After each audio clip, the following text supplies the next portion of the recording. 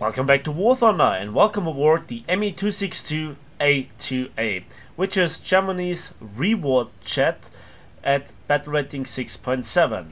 It is equipped with two 30mm Mk108 cannons with 200 rounds between them.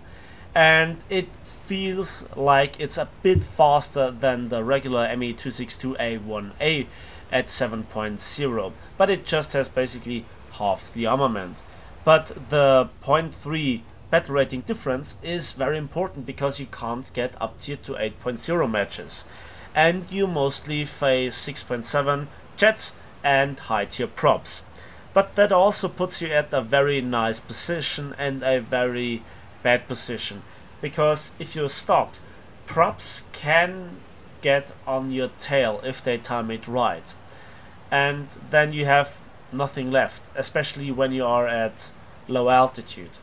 And you can see here the effort to just get speed when flying on the deck, and then I do a little bit of zoom climb at 500. Now that's probably the wrong speed and the wrong angle, and I go back to kind of catching a little bit of speed, and I just try around with it. It's not as nice as with certain other jets like the Attack or something, but also this plane is not fully upgraded. Now the initial scene that you saw me bombing this enemy American bomber was again a nice scene, and it was from another battle, but this other battle was not that nice to show except for this one scene, so I included here in this match that I think is a bit better to showcase this plane. Now I showcased this plane again in the first impressions. Since then I have played it a little bit, but I have not, again as I mentioned, fully upgraded it. Not yet. But I am very confident that within the next few weeks it will go through. Now again I want to bring in a bit more diversity into the jet gameplay. I want to fly American, German, Russian and British jets. There is one nation missing. Yes, Japan. But R2Y2s, I made a few videos about them already, and well, then there's not much left, to be honest. I mean, look at it. We have the Kika, which is not very impressive. Then we also have the Kia 200, which is rather similar to the Me-163. And then there's the F-86 F-30 at 9.0, and that's basically an American jet. And that's it for Japan. But Britain, we have a few, or at least one low-tier jet missing, the Vampire FB5 with a battle rating of 7.3. That might be interesting. And, well, then we also have to visit the Russians again. Maybe with some Yak-15 or Yak-17 gameplay, or maybe some of the LAs or LA jets. Maybe even some of the jet bombers. I'm not quite sure. For Germany, I think the Me-262 is a decent representation for, 5 other aircraft in this respect. Weapon-wise and also flight performance-wise, without the rocket boosters. But I tried to stay above 8.0 because I quickly learned that 8.0 is a very nasty battle rating. Because you always get up tiered, at least I did, and there is nothing that you can learn in a stock 8.0 jet versus fully upgraded and experienced players in 9.0 jets. This is just no fun for me. And that's a weakness, and while we actually need a rework for the battle rating. So finally I'm at over 3.5 kilometers of altitude. One big drawback for the Germans is their slow acceleration. The Me-262s, all of them without the rocket boosters for the 8.0 versions. The Horten, even the Arados, they do not have the highest acceleration. They have a very high top speed, especially the Horten and the Me-262s, but you have difficulties reaching it. However, you can't really rip your wings in the Me-262s, while the Horten is famous for it being very fragile when pulling too many Gs. But, you know, it's also a very, very maneuverable jet. So, in this case, I made just simply the side climbing thing. I tried to get to altitude, and, you know, side climbing on those maps happens practically automatically because the airfields do not look at each other, so to speak. And now I see, you know, 3 enemy players in the vicinity of 2 friendly players. There is a Meteor and there is a Spitfire. And the Me-262 just deleted the Vampire from existence, and I want to focus on the Spitfire. Watch this. Nice! But not even the crit bell did ring. No pling! Nothing. Just dead. But, you know, I have the kill, I'm okay with it. And now there is this Meteor. And watch this engagement. The Meteor shot down one of the Me-262s, and now he gets shot and he begins to turn. Typical Meteor player. But I kind of misaimed it, or he just flew right through my shells, which also can happen because the gun system are the 30mm MK108s. Very slow muzzle velocity, the shell speed also drops then, and when you hit, well, you either get sparks or complete deletion. One of both. It's a little bit of RNG, but overall, lately, I think they perform rather decently. There were times where they were worse, but we also had times where they were better. And that's against fighters. Against bombers, you still have to put in a lot of high explosive material into one wing to make them fall out of the sky. But that's just me.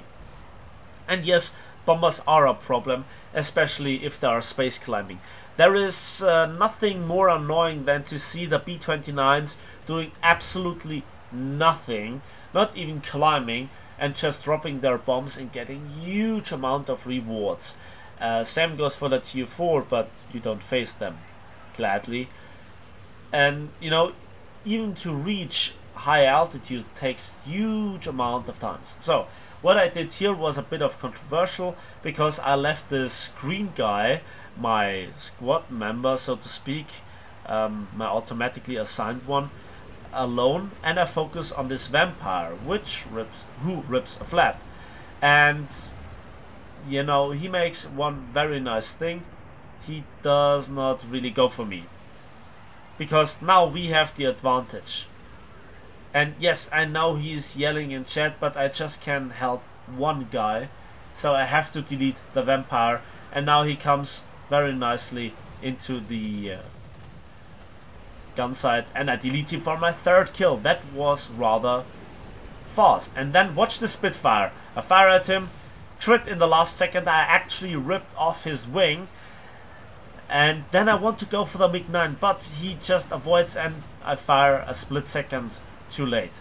Still, I have to get used to the mixture of slow muzzle velocity and high speed. And then the Spitfire turned completely around and went into a head-on, and I was actually lucky that he just damaged my nose, and I completely delete him from existence. That's nice. 4th kill. And now the match is practically over. Napalm, what you saying? We have so much video left. Yeah, but it will take a while up until we see the next player. So there is this MiG-9, and now you actually can see the problem. See, the top speed of the Me-262 is good, but you don't reach the speeds as fast as the MiG-9. The MiG-9, as I said, can easily out-accelerate so many planes at its battle rating. And while I close in, this is now a geometrical closing in. That means I actually close the distance, but once I am going into the same direction, I do not really close the distance anymore. It's sort of a triangle that you actually fly. But I see that I have no chance catching him, so I just turn around, and I'm thinking about going back to base and rearm, refuel, and just, you know, get more time and more performance, because there are still a few players left. I have 50 rounds left, and you can kill players with it, but sometimes, you know, you have to waste a few shots in a head-on. You just have to try your luck with some deflection shots, and 50 rounds can go through those guns faster than sometimes you think. On the other hand, there are a lot of bots on this map. It's Berlin, Operation Berlin, and they also bring a huge amount of credits, civilians and battle activity with them if you shoot them down. So I actually think to myself, well, you can improve your aim a little bit. Metal Face Doom here actually has the aim, and let me try my luck. Yeah, I'm bad. So yeah, this bot completely outmaneuvered me. Yeah, and I just think to myself, well, I still have to train it, and that was a brutally nice hit. So at this point I, you know, derped a little bit around, shot down a few bots, and then went back to base. About the landing part, I have to say one thing: the Me-262 might be one of the easiest planes to land within War Thunder. Even at over 500 kilometers an hour, you just tip the plane down without the landing gear, just drive the nose into the ground once you have contact with your engines, and you also slow down very rapidly. Especially when you're damaged, this is a safe method. It's fast. The only drawback is when you're the last player alive, the game registers you as combat ineffective, and before you can respawn, the tickets will bleed down. But you know, I have a decent crew on this or in this slot, and so I kind of start again and accelerate. 3 minutes later, I actually attacked the medium tanks with my mine shells.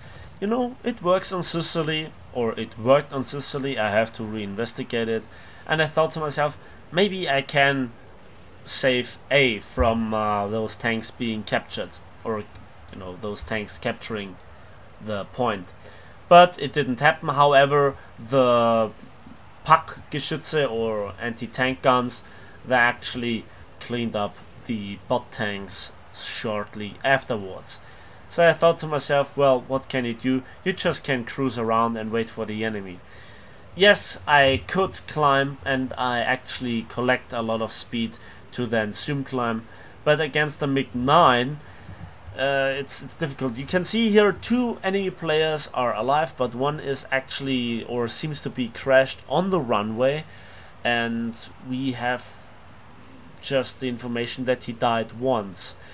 And I'm not quite sure if you can actually find out if somebody repaired after he died, you know, because that still is a thing. Again, 1.5 minutes later, and finally the MiG-9 arrives. He seems to have searched us on high altitudes, fool, and you know, we are saying, hey, we are here, and I actually try to make this guy come down. The MiG-9 is faster in most situations than the jets that he faces right now, especially faster than the Arado, and effectively also faster than the Me-262. Again, the theoretical top speed and the speed that you have on average are very different for the Germans. Germans are slow in acceleration, slow in most situations, especially when you're not fully upgraded, which I still am not. And MiG-9s can easily outspeed you. They should therefore have a higher battle rating. Yes, their armament is a drawback, because it's very easy to dodge and to avoid, and also relatively difficult for them to aim. But now you can see he came out of a dive, or is still diving, and how he just simply zooms away. I have no chance of catching him this way, and he dives through. Smart move. So the only thing that I could beat him is a turn fight. But you know, a smart MiG-9 player will not go into a turn fight. And now he turns around, and yeah, it did not even fire there. I knew the shells would miss. I still have 122 shells left. That should be enough if I have trigger patience. Now I do not know what this guy wanted to do. Probably he wanted to make us crash, me and this Arado, and there were some close calls, as you can hear it and see it in a moment. And I don't know if this was by default or by accident, or if he really planned it, but there were some close calls indeed. And now the MiG-9, I do not understand why this player moves like this. I should have let there a little bit more.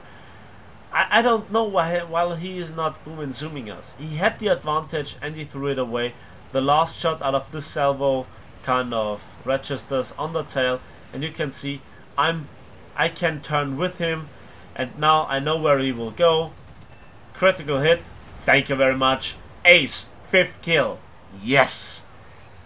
But the battle took a while. It's over 22 minutes in the game right now, and I cut a little bit out of it together with the scene in the beginning. You can see, or you will know, that I did really not show you too much out of this match. I tried to cut out the boring part. So, but right now let's have a quick look at the post-battle results, because they're always nice if you know, are in the grinding mood. And for our 5 kills and 2 bots, and so overall we got 122,000 civil lines, 7,186 research points, 4,432 score points, and a lot of awards. And you also can see the progress for the cover. And low tier chats, they really, you know, show you the progress that you make, and I really like that. So I tried to get a little bit of diversity after American chats and British chats, and even a plane review on a Russian chat. I thought it just would be fair enough to show you again a German plane. So let me know in the comment section how you kind of like this kind of chat gameplay that I recently do. I try to get better into that, and with those low tier chats I get the grips on it. You know, the more upgrades you get, the much better you are. And yeah, give this video a like if you did, subscribe if you want to see more, and we'll see each other in the skies of War Thunder.